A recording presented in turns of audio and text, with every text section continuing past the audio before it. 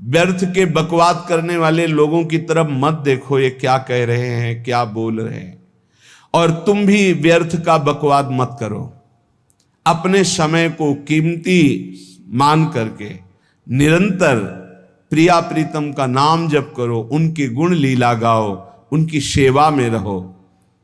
कभी प्रपंच की बातें, कभी प्रतिष्ठा का चिंतन, कभी नाना प्रकार के मान सम्मान का चिंतन, ये घुसने ना पावे हृदय में। बहुत सावधान रहना चाहिए साधक को। ऐसी बातें देखो मत, ऐसी बातें सुनो मत जिससे तुम्हारा हृदय उद्विग्न होकर प्रभु का चिंतन छोड़ दे। बंद करो अभी। अन्य लोगों के संग का त्याग कर दो, जो भगवत विमुख वार्ता करते हैं, संत निंदा करते हैं, दूसरों की निंदा करते हैं। कुछ हाथ नहीं लगता, ये लोग दुर्गति को प्राप्त होने वाले हैं। भक्तन निंदा अति बुरी भूल करे जिन कोय, किए सुकृत बहु जन्म के छिन में दारे खोए। पर निंदा के किए ते नहीं आवत नहीं कछुआत, मूर्ख पर्वत पाप को ले चल अपने साथ। तो अलम कश्यापि संगत्या, ऐसा संग मत करो जिनके पास बैठने से भक्त निंदा, जन निंदा, भगवत निंदा हो। ऐसे से दूर रहो। अलम बंद कर दो ऐसे लोगों का संग। रात दिन हम श्यामा श्याम का नाम जप करेंगे, श्यामा श्याम के लीला गुण गाएंगे, श्यामा श्याम के ही धाम का शोभा का चिंतन करेंगे। जब तुम अपना जीवन श्यामा श्याम के चरणों में न्यौछावर कर दोगे तो पूरा भार श्यामा श्याम ले लेंगे और तुम्हारे हृदय में मस्ती आ जाएगी। जो ऐसा निश्चयी होता है, दृढ़ निश्चयी, उसके अंदर दृढ़ विश्वास, तो उसके हर समय भगवान की स्फूर्ति होती रहती है। भारी प्रतिकूलता में भी भगवान का सानिध्य अनुभव होता है। वो अनुकूलता में तो भगवान के दुलार को देखता है, लेकिन प्रतिकूलता में भगवान की विशेष कृपा को देखता है। ये संयोग, ये वियोग, संसार की ये द्वंद्वमयी वृत्तियां भक्तों के हृदय में नहीं चुभती। आए की हुज्जत नहीं, गए की तलाश नहीं, क्योंकि नित्य संयोग भगवत स्मृति के प्रभाव से प्रभु का रहता है। शोक, विषाद बहुत ध्यान देने योग्य विषय है। तभी लोगों को ऐसा लगता है कि ऐसा कैसे हो सकता है। भक्त के चरित्रों को जब सुनते तो लगता है ऐसा कैसे हो सकता है, ऐसी परिस्थिति में भी ऐसा कैसे हो सकता है। क्योंकि तुम मानसिक बुद्धि से युक्त हो और वो भागवतिक स्थिति से युक्त है, इसलिए तुम उसको पार पा ही नहीं सकते। जब तुम अपना जीवन श्यामा श्याम के चरणों में समर्पित कर देते हो हृदय से, फिर उनकी कृपा से सब विघ्न दूर हो जाते, एक अपार मस्ती रहती है। नहीं तो शोक, विषाद, दुख, क्लेश, कष्ट, संताप, भय, उद्वेग, ये सदैव सताते रहते हैं। इसी से डिप्रेशन होता है।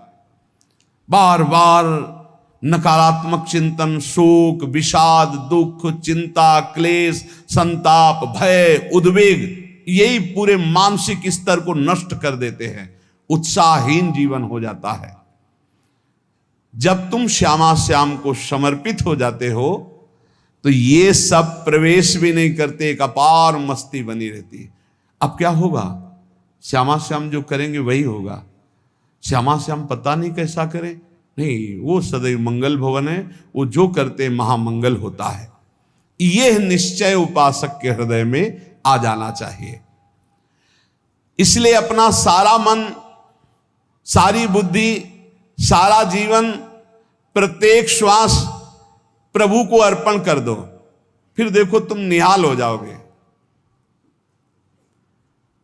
दुख, शोक, विषाद, क्लेश, कष्ट, संताप, भय, उद्वेग, ये उसी को व्यापते हैं जिसने अपने जीवन को प्रभु के चरणों में अर्पित नहीं किया। इसलिए तुम अपना सारा मन, सारी बुद्धि, सारा जीवन, प्रत्येक श्वास केवल प्रभु को अर्पित कर दो, फिर देख लेना। श्वास कैसे अर्पित की जाती? राधा राधा राधा। बुद्धि कैसे अर्पित की जाती? एकमात्र निश्चय कि भगवत सुख ही सुख है, ये जागतिक सुख सुख नहीं, ये दुख है, ये ऐसा दलदल है जिससे आज तक कोई नहीं निकल पाया। सारा मन, हम मन से केवल प्रभु का मनन करें, बार बार मन को संसार से हटा के नाम में, रूप में, लीला में, धाम में लगाएं। बहुत प्रसन्नता हो जाती है उस उपासक के हृदय में जो अपना मन बुद्धि प्रभु के चरणों में अर्पित कर देता है। भगवान ने तो इसको बहुत उत्तम स्थिति बताया है कि मेरे से कभी वो अलग हो ही नहीं सकता यदि मन बुद्धि अर्पित कर दिया। मय्येव मन आधत्स्व मयि बुद्धिम निवेशय, तो निवश्य मयि एव अत ऊर्ध्वं न संशया। बिल्कुल संशय नहीं, वो मेरे में ही निवास करेगा जिसने मन और बुद्धि अपनी मेरे में अर्पित कर दी।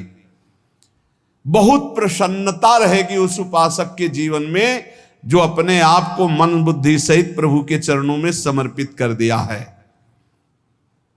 भगवान का आश्रय लेने वाले की पहचान है हर परिस्थिति में प्रसन्न रहना। देखो आप भगवद आश्रित हो कि नहीं, देखो अनुकूल परिस्थिति में तो सब प्रसन्न रहना, लेकिन प्रतिकूल परिस्थिति में प्रसन्न रहना ये भगवान के भक्तों का लक्षण है। हर परिस्थिति में प्रसन्न रहना ये भगवान के भक्तों का लक्षण है। आनंदगन भगवान का आश्रय मिलते ही आनंद छा जाता है हृदय में। उनके पास आनंद का अभाव होता ही नहीं है।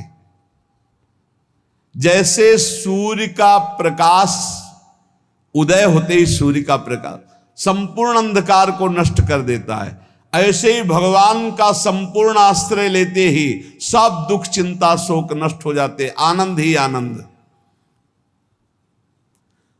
तुम भगवान के मंगलमय रूप को नहीं जानते हो, पर उनके मंगलमय भाव को, विधान को मानना शुरू कर दो। जो भी होता है मंगलमय होता है। हमने जीवन में देखा है, अगर इधर कोई बहुत बड़ा सुख दिया तो देर नहीं लगेगी, 24 घंटे नहीं व्यतीत होंगे और ऐसे दुख दे देंगे, जिससे दोनों का समान भाव रख करके ना दुख में तुम भूलो प्रभु को, ना सुख में फूलो, सीधे भगवत मार्ग में चल। पूरे जीवन की बात देखा है। भगवान के मंगल विधान में सदा सर्वदा सुख ही सुख है, इस बात को मान के प्रसन्न हो जाओ।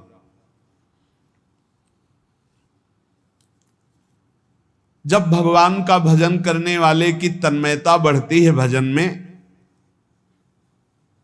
तो द्वेषी जन अपने आप तैयार हो जाते हैं। भक्त कभी किसी से द्वेष नहीं करता, अपने आप वो द्रोह करने लगते। तो नरसिंह मेहता जी से बहुत गांव के कई लोग थे जो जलते थे, ऐसे जलते थे कि अब क्या करें, कैसे मिटा दे नरसिंह मेहता जी को। अब उपाय तो मिल नहीं रहा था। तो एक दिन संतों की मंडली आई और उन्होंने कहा कि हम रास्ते में कोई चोर आदि धन ना ले ले, इसलिए यहां से किसी की हुंडी चलती है क्या द्वारिका में? पहले ऐसा था।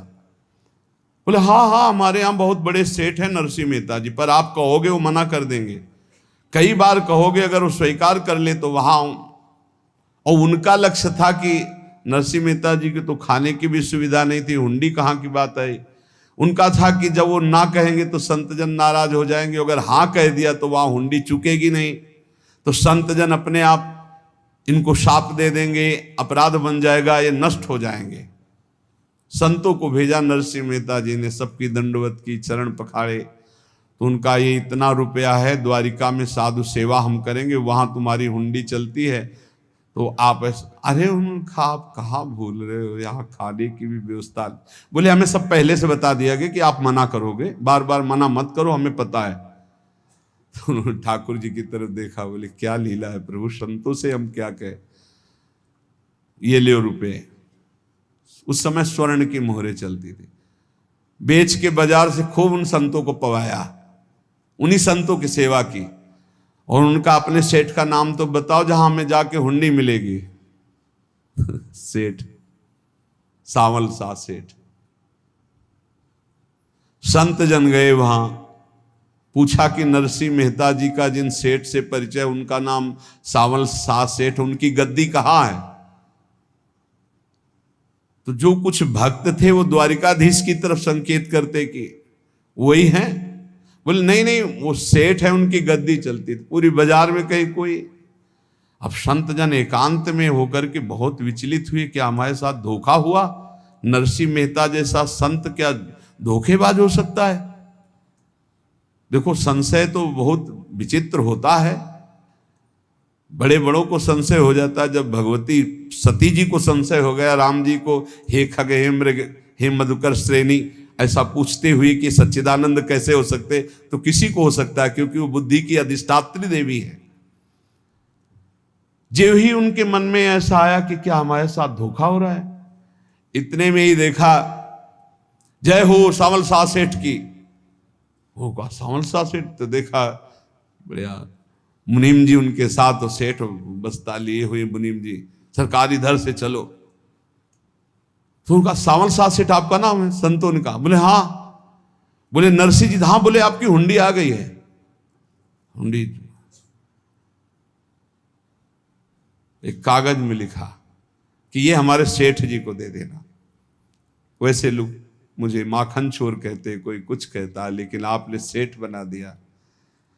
जब आपने सेठ बना ही दिया तो आप कभी परवाह मत करना तुम।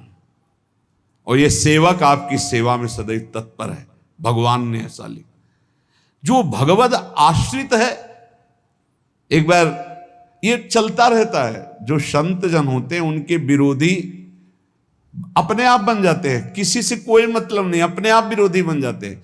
कबीरदास जी का पूरी काशी में यश था। भजन करने वाले महापुरुषों का यश बढ़ता है जब, तो जो भजनहीन होते हैं उनके हृदय में जलन पैदा हो जाती है और वो उनको विविध प्रकार से फंसाना चाहते हैं, उनको कष्ट देना चाहते हैं। तो कबीरदास जी के यश को धूमिल करने के लिए कुछ ब्राह्मणों ने एक रचना रची, मुड़ मुड़ा के कबीरदास जी के शिष्य बन करके पूरी काशी के सब आश्रमों में निमंत्रण दे आए। कल भंडारा है, संत सेवा है, सबने स्वीकार किया। कबीरदास जी अपनी दिनचर्या करके निकले तो संत मंडली आने लगी। बोले कै बजे सेवा है? साधु सेवा। बोले कौन सी साधु सेवा?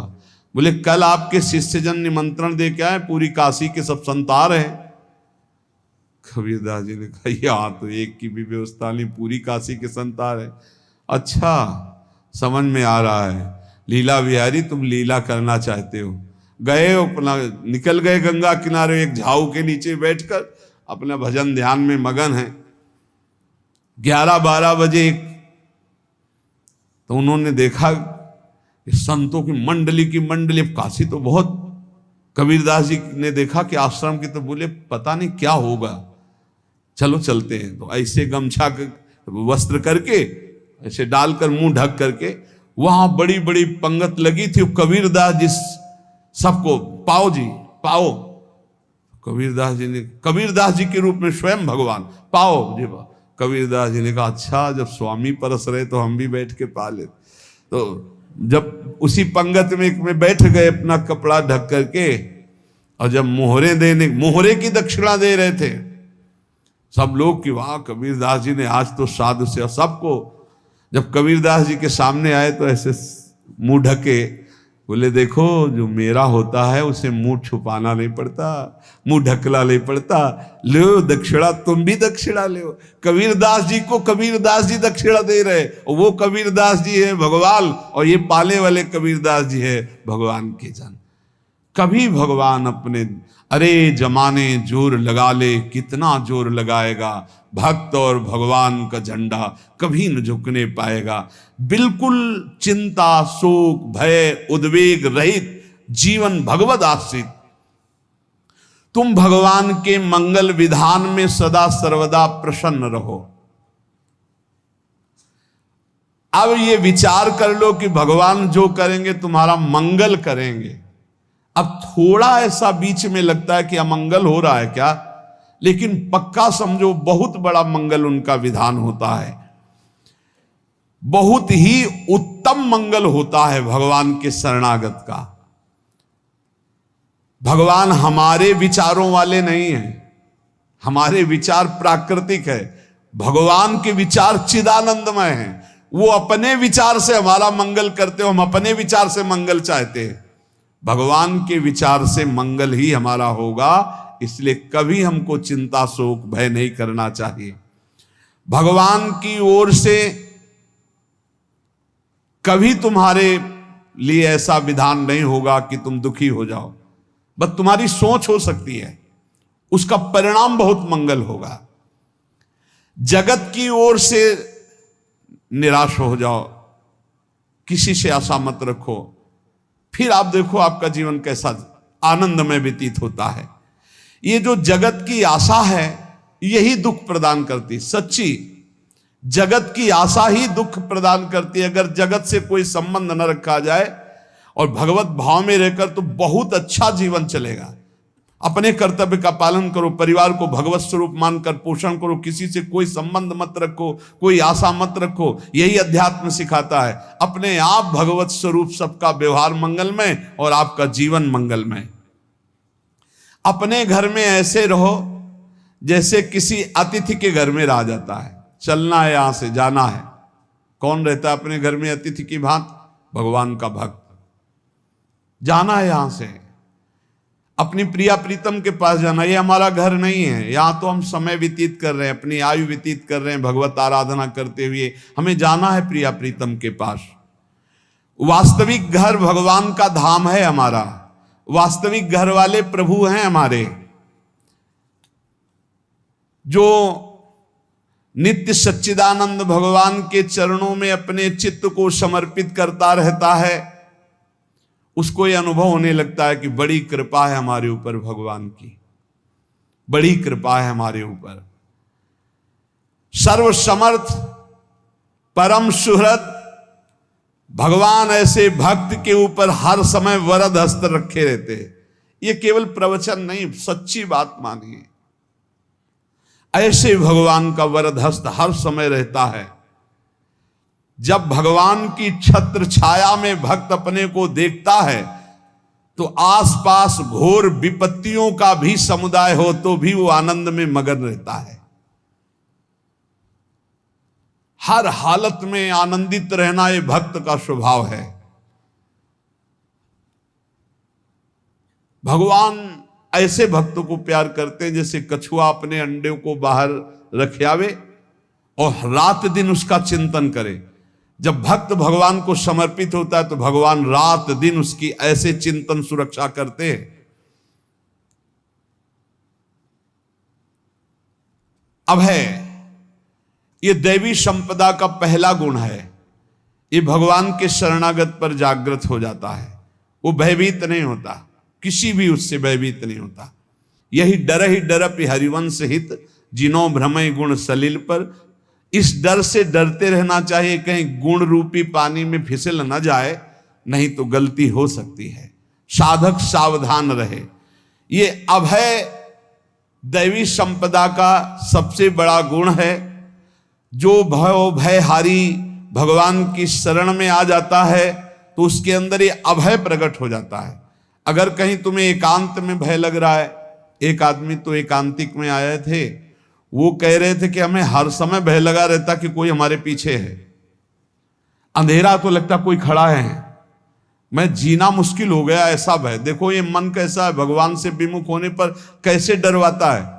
वो कह रहे हर समय मुझे डर लगा रहता है, कोई सामने खड़ा है, कोई पीछे खड़ा है, ऐसा भय लगने लगता है। और जब भगवान की शरण में आ जाते हैं तो ये अभय स्थिति हृदय में जागृत हो जाती है। कोई भी भय आसपास आ ही नहीं सकता, यहां तक कि नरक का भी भय खत्म हो जाता है जो भगवान की शरण में है। महापापी भी पुण्यात्मा महान भक्तों के समान वो उत्तम गति को प्राप्त हो जाता है जो भगवान की शरण में हो जाता है। पर ये जो भोगों का आश्रय लिए हुए हैं, मनमानी आचरण कर रहे हैं, ये कभी उस अभय को जान ही नहीं सकते कोई अभय पद है क्या। इनको तो कदम कदम पर शोक, भय और दुख की प्राप्ति होगी, कोई बचा नहीं सकता जो भोगों में लगे हैं, मनमानी आचरण कर रहे हैं। अगर निर्भय होना चाहते हो, परम सुखी होना चाहते हो, तो भगवान के शरणागत हो जाओ। सारे जगत को अभय दान देने वाले भगवान हैं। भगवान का एक प्रण है, मम पन शरणागत भयहारी। जो मेरी शरण में आ गया उसके भय का मैं नाश कर देता हूं। साधना में अवस्था मन की मानी जाती है कि आप कितने अच्छे साधक हैं। यदि आपका मन भगवदाकार है, हर समय भगवत चिंतन चल रहा है, आपके स्वप्न भागवती का रहे हैं, आपके विचार भागवतिक हैं, तो आपकी अच्छी साधना हो रही है। और यदि आपके स्वप्न गंदे आ रहे हैं, क्योंकि स्वप्न में मन का ही सारा खेल होता है, और आपकी चिंतन वृत्ति वासनात्मक चल रही, तो अभी साधना का प्रभाव मन पे नहीं पड़ा है। जिसका मन हर समय भगवत चिंतन करता रहता है, वो जीते जी जीवन मुक्त हो जाता, अनुभव होता है। जैसे किसी ने कहा कि हमें कैसे पता चलेगा कि हमारा काम हो गया है, तो जैसे आप भोजन पा लेते हैं तो किसी दूसरे से गारंटी थोड़ी लेनी होती कि हम छक गए हैं क्या, आप जरा बताना हम छक गए हैं क्या। नहीं, अपने हृदय में आ जाता है कि अब मैं तृप्त हो गया।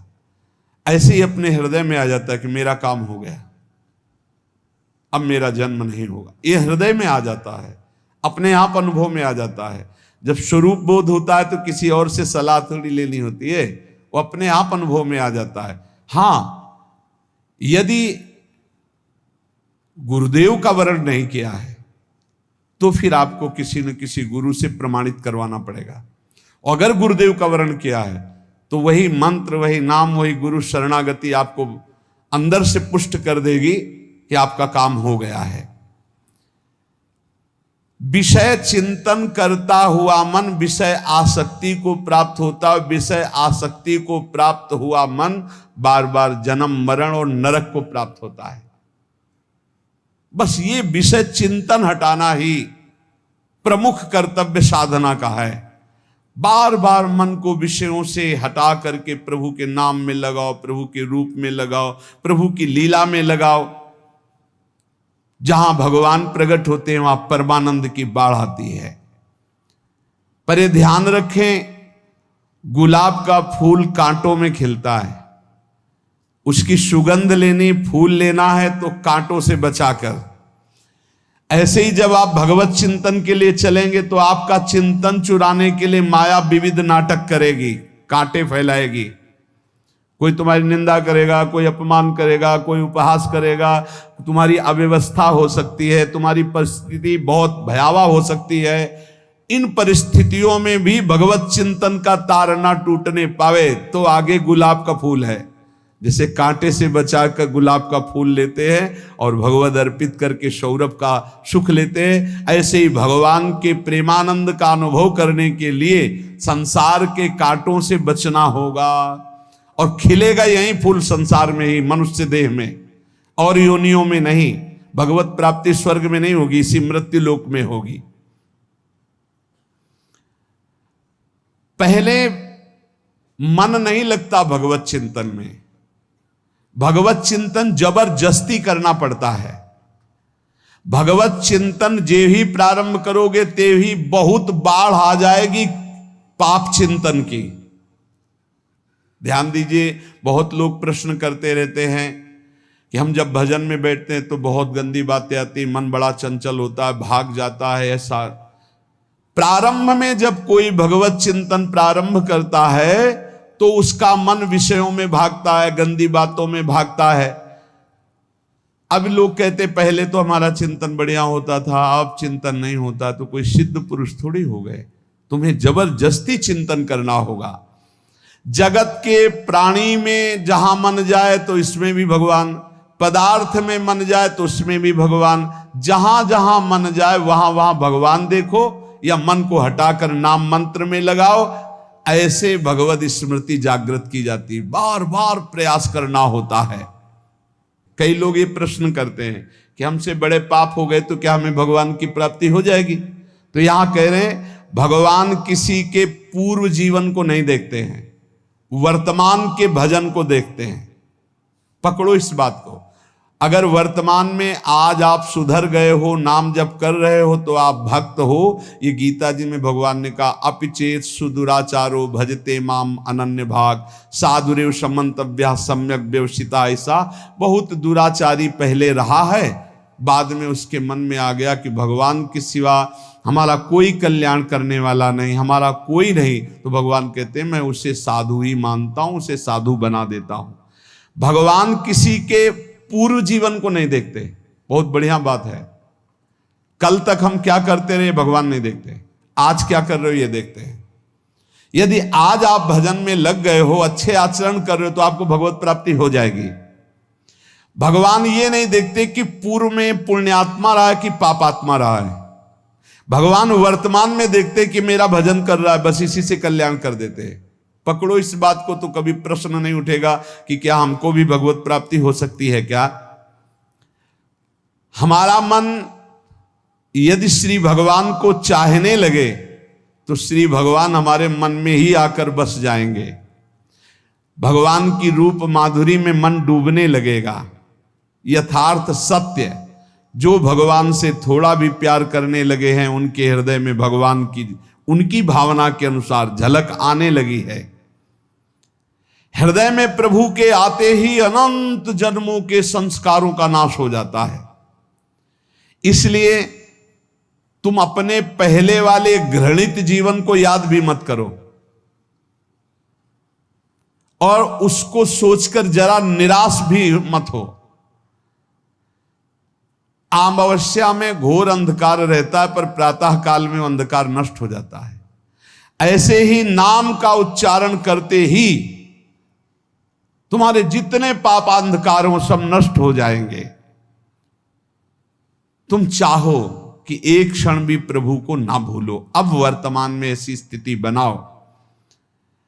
जो प्रभु को नहीं भूलने की चाह करता है कि मुझे ऐसी स्थिति प्राप्त हो कि मैं कभी प्रभु को ना भूलूं, तो सच्ची मानो और कोई बात भगवान सुने ना सुने, ये बात जल्दी सुन लेते हैं।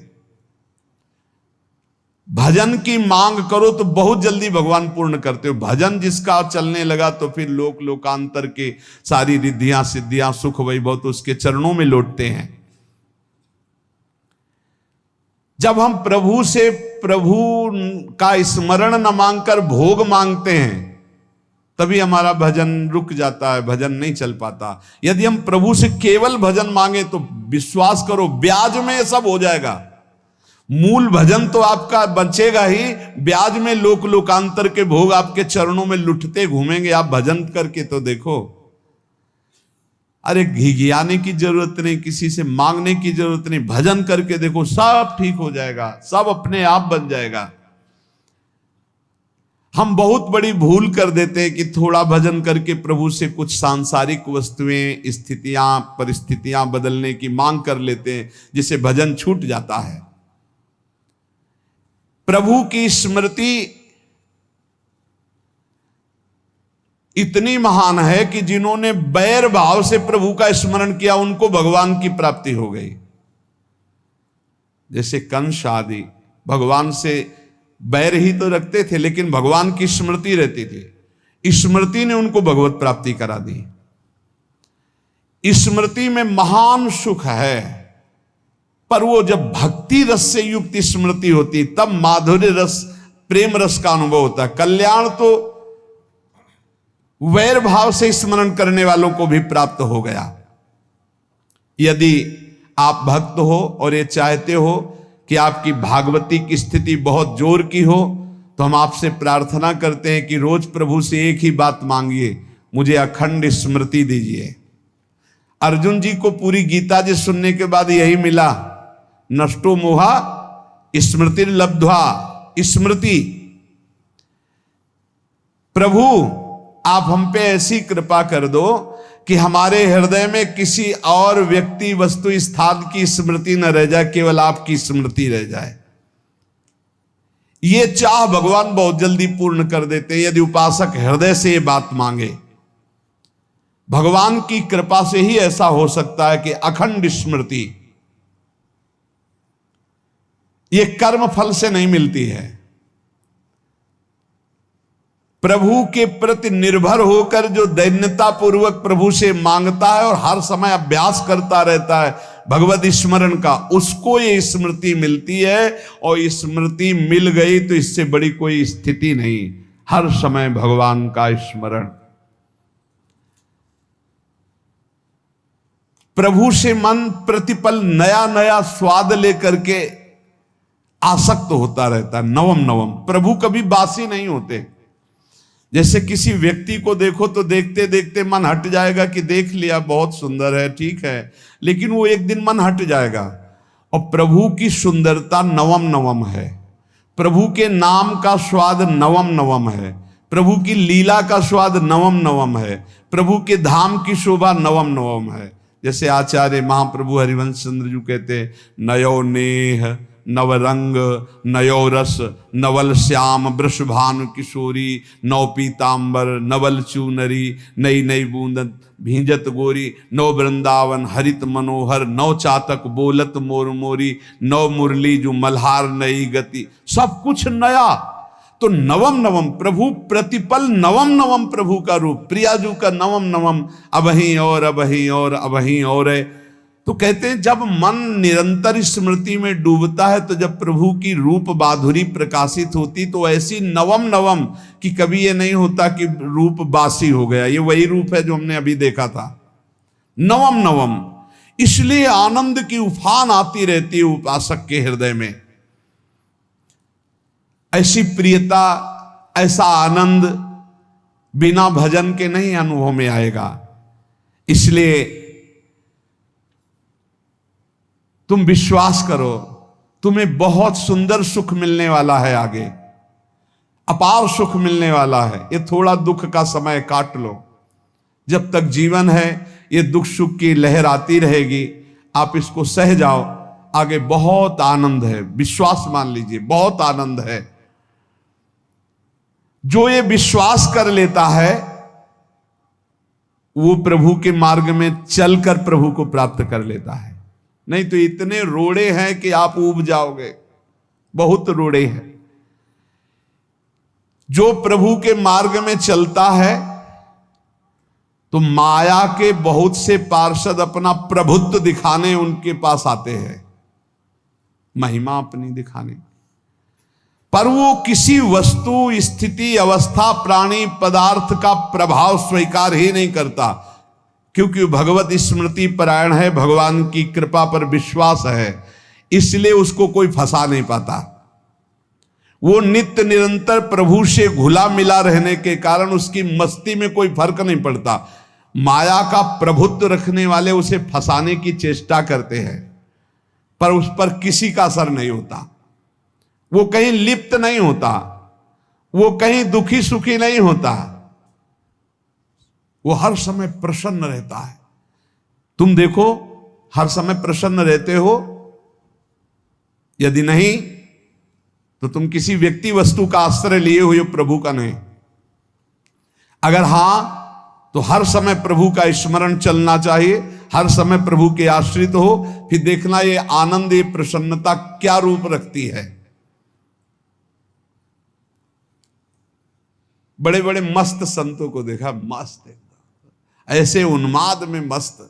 हे, उस सुख के लिए ललचाओ, कब तक जन्मते मरते रहोगे, कब तक बार बार दुख भोगते रहोगे, कब? बड़ा प्रपंच है ये।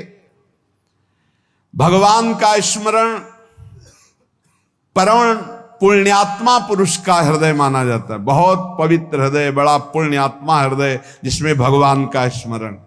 भगवान का विस्मरण पापात्मा पुरुष, भयानक विपत्ति, दुर्भाग्य आते हो। सुदृढ़ निश्चय करो, अब हम भगवान के स्मरण में अपना समय व्यतीत करेंगे। मेहनत करो, कार्य करने के लिए कोई मना नहीं। आप नौकरी करो, किसानी करो, व्यापार करो, पर अंदर अंदर भगवत स्मृति, भगवत स्मृति ही सबसे बड़ी स्थिति है। अब चाहे हम जीवित रहें, चाहे हमारे मरण जैसी विपत्ति आ जाए, चाहे सब हमसे हट जाए, चाहे सब हमको नमन करें, अब हम दृढ़ निश्चय करके केवल भगवान के स्मरण करते हुए इस संसार के बीच समय व्यतीत करेंगे। अब हम चूकने वाले नहीं। ये नियम लीजिए, चाहे जीवन रहे या ना रहे, चाहे मरण जैसा कष्ट आ जाए, चाहे सब वियोग हो जाए, सब चले जाए, चाहे सब संयोग हो जाए, सब नमन करें, अब हम प्रभु का स्मरण